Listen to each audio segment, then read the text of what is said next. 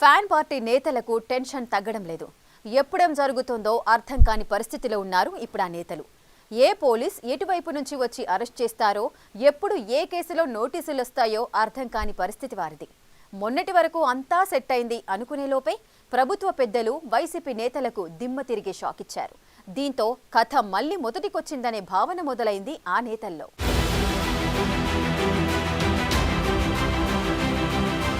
AP రాజకీయమంటేనే ఎవరికి అంతుపట్టని, ఎప్పుడేం జరుగుతుందో తెలియని పరిస్థితి.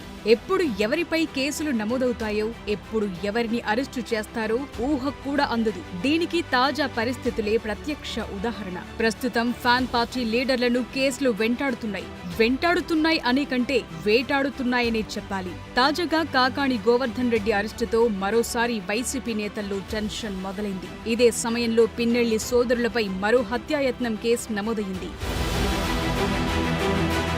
ఇప్పటికీ అనేక మంది వైసీపీ నేతలపై కేసులు నమోదయ్యాయి. వల్లభనేని వంశీ గతంలో చేసిన అనేక అక్రమాల కారణంగా జైళ్ల చుట్టూ చక్కర్లు కొడుతున్నాడు. మరోవైపు అనేక మంది వైసీపీ నేతలు తమకు ముందస్తు బెయిల్ కావాలంటూ కోర్టులను ఆశ్రయించారు. బెయిల్ దొరకని వారు పరారీలో ఉన్నారు. ఇలా పరారీలో ఉన్న మాజీ మంత్రి కాకాణి గోవర్ధన్ రెడ్డిని ఇప్పుడు పోలీసులు అరెస్టు చేశారు. క్వాడ్స్, అక్రమ తవ్వకాలు, రవాణా, నిబంధనలకు విరుద్ధంగా పేలుడు పదార్థాల ఉపయోగం, అడ్డుకున్న వారిని బెదిరించడం, ఇలా అనేక ఆరోపణలపై కాకాణిపై కేసు నమోదైంది. అనేక సార్లు నోటీసులిచ్చారు, కానీ ఆయన పట్టించుకోలేదు. ఆ తరువాత బెంగుళూరులోని ఓ ప్రాంతానికి వెళ్లిపోయారు. కానీ పోలీసులు ఆయన లొకేషన్ను గుర్తించి ఏపీకి పట్టుకొచ్చారు. కోర్టు ముందు హాజరుపరిచారు.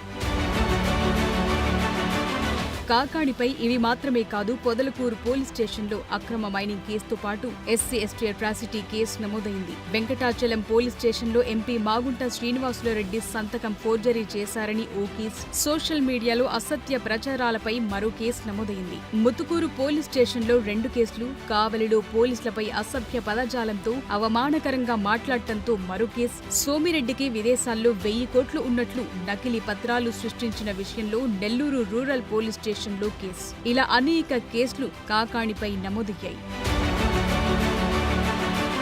ఇక పిన్నెల్లి సోదరులది మరో కథ.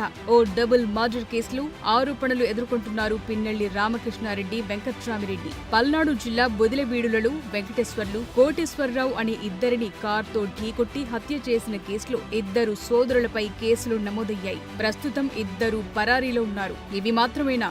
ఈ వివాదాస్పద సోదరులపై మాచర్ల నియోజకవర్గంలో లెక్కలేనన్ని ఆరోపణలతో పాటు అనేక కేసులున్నాయి. వీరు మాత్రమే కాదు, ఇప్పటికే వల్లభనేని వంశీ, పేర్ని నాని, సజ్జల భార్గవ్, పెద్దిరెడ్డి రామచంద్రారెడ్డి, ఇలా ఎంతో మంది వైసీపీ నేతలపై కేసులు నమోదయ్యాయి. కింది స్థాయి కార్యకర్తల నుంచి పై స్థాయి నేతల వరకు గత 5 ఏళ్లలో చేసిన అక్రమాలు, అరాచకాలపై కేసులు నమోదవుతూనే ఉన్నాయి.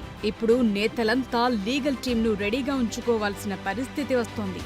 అయితే ఇక్కడ అధికార పార్టీ ఆవేశంగా కాకుండా ఆలోచనగా ముందుకు వెళుతున్నట్టు కనిపిస్తోంది.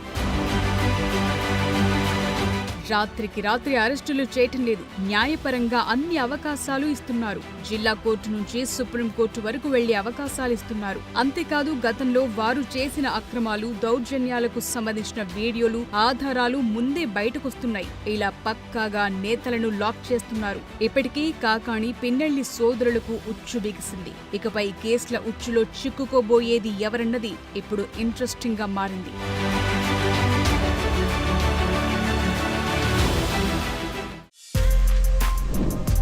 For more videos like this, subscribe Big TV channel.